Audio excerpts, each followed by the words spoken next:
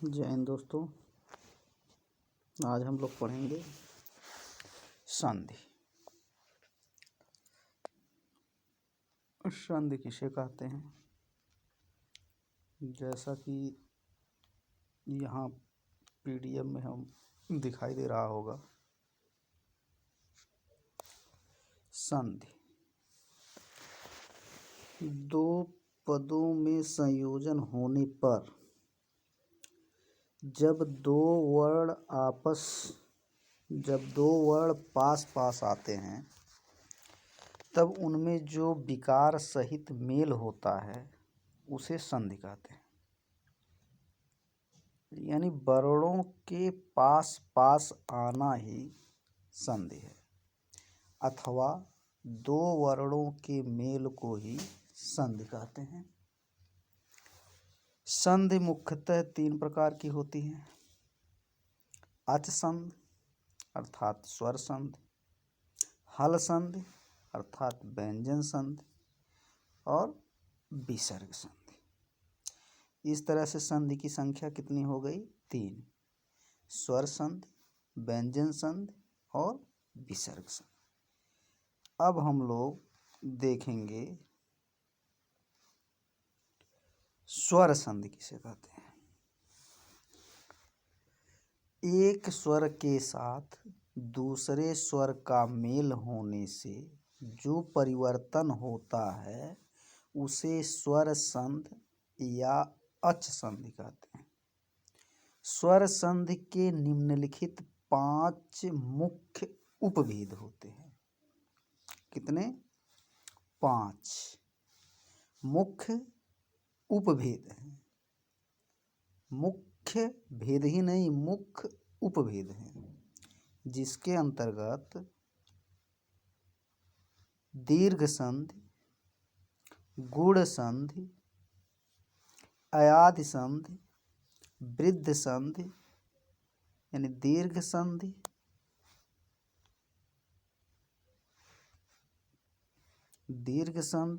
गुण संधि, अयाधि संधि, वृद्ध संधि, यण संधि, पूर्व रूप संधि, पर रूप संधि और प्रकृति भाव संधि। ये स्वर संधि के 5 उपभेद हैं। इनमें से हम लोग देखेंगे दीर्घ संधि किसे कहते हैं। दीर्घ संधि पे आइए देखते हैं। इसका सूत्र है अकः सवर्णे दीर्घः। अकः सवर्णे दीर्घः। जब ह्रस्व अर्थात छोटा या दीर्घ अर्थात बड़ा, यानी अ ई उ री स्वर के बाद ह्रस्व या दीर्घ स्वर अ ई उ या री आवे तो दोनों सवर्ण स्वरों को मिलाकर एक दीर्घ वर्ण आ, ई, उ और री हो जाता है। यानी अ ई उ री के बाद यदि कोई भी ह्रस्व अ ई उ या री आवे तो दोनों के स्थान पर अपने सवर्ण दीर्घ आ, दीर्घ ई, दीर्घ उ और दीर्घ री हो जाता है। जैसे यदि अ के बाद अ आए तो आ हो जाएगा। इसी तरह यदि ई के बाद ई आए तो इनके स्थान पर दीर्घ ई हो जाएगा। इसी तरह यदि उ या उ हो तो इन दोनों के स्थान पर दीर्घ उकार ही होगा। ऐसे ही यदि री है और री है तो एरी एरी इन दोनों के स्थान पर दीर्घ री हो जाएगा। क्या हो जाएगा? दीर्घ री। ये आदेश हो जाएगा। कहने का अभिप्राय यह है, यदि अ या अ के बाद आ आए, अथवा उ के बाद उ आए, अथवा ई के बाद ई आए, अथवा री के बाद री आए, तो अपने स्वर्ण अ का आ हो जाएगा, ई का ई हो जाएगा, उ का ऊ हो जाएगा और री का री हो जाएगा। इसमें आप देख सकते हैं, यहाँ है धर्म धन अर्थ है। धर्म धन अर्थ है, अर्थात धर्मार्थ है। हिम धन आलय, हिम में अ है, आलय में आ है, यानी हिम में अ है और आलय का आ है। हिम का जो अंतिम वर्ण है म में अ है छिपा हुआ, और आलय आलय का आकार है, तो अ और आ यानी ह्रस्व आकार और दीर्घ आकार, ये दोनों मिलकर के क्या बनेंगे? दीर्घ आकार। तो इसी तरह से हिमधन आलय अर्थात हिमालय, पुस्तक धन आलय पुस्तकालय, विद्याधन अर्थी विद्यार्थी, विद्याधन आलय विद्यालय। ये हमारा हो गया नियम 1, यानी अ के बाद आए तो भी आ होगा, आ के बाद अ आए तो भी आ होगा। अब हम चलते हैं नियम संख्या 2 पे, जहाँ ई और ई में संधि होगी, यानी ह्रस्व इकार के साथ दीर्घ इकार का होगा। तो हम यहाँ देख सकते हैं, यहाँ है रवि धन इंद्र है। क्या है? रवि धन इंद्र।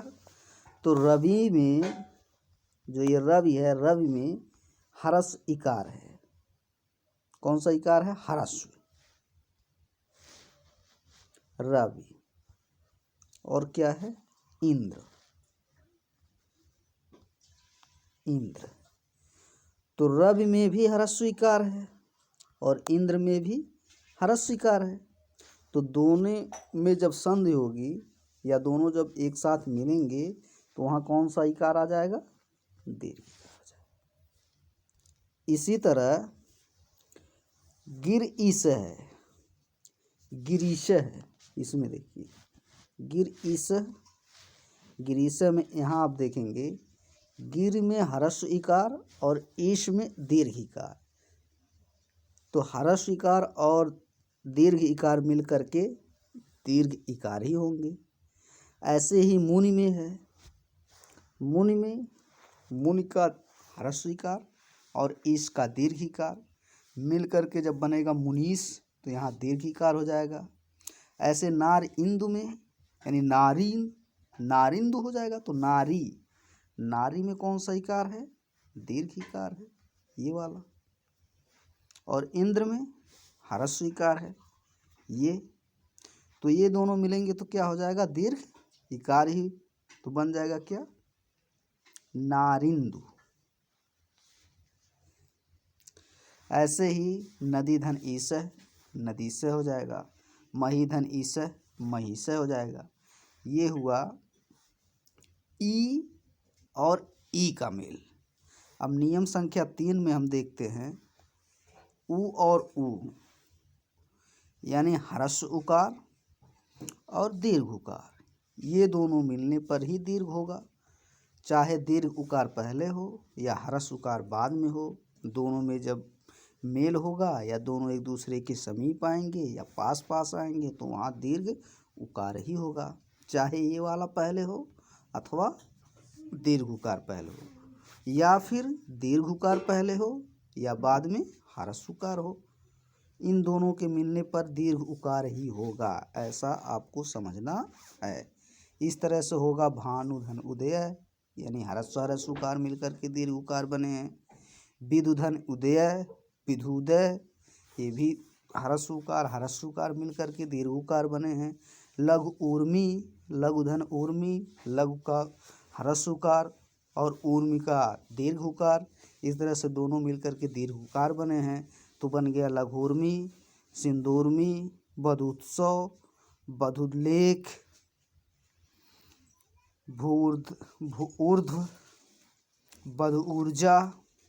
यहाँ जितना भी परिवर्तन हो रहा है वह उकार में ही होता है। इस तरह से हम देखेंगे नियम संख्या 4। यहाँ रिकार रिकार मिल करके हो रहे हैं। कौन से? रिकार रिकार। यहाँ देखिए री, यानी ह्रस्व री, ये ह्रस्व री है, ह्रस्व री, और ये दीर्घ री।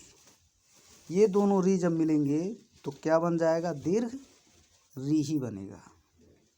कौन सा री बन जाएगा? दीर्घ, ये वाला बन जाएगा इस तरह से। तो इस तरह से इसके उदाहरण क्या हो जाएंगे? पितृऋणम, पितृकारी और ऋणमकारी मिल करके बन गए पितृ ऋणम। ठीक, ऐसे ही हो जाएगा मातृ ऋणम। क्या हो जाएगा? मातृ ऋणम। जैसे मातृ और ऋणम, ऋणम, ये दोनों मिलकर के क्या बन जाएंगे? मातृ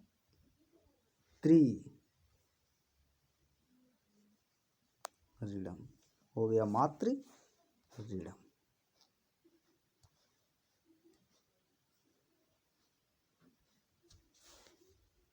आज के लिए इतना ही। नमः संस्कृताय।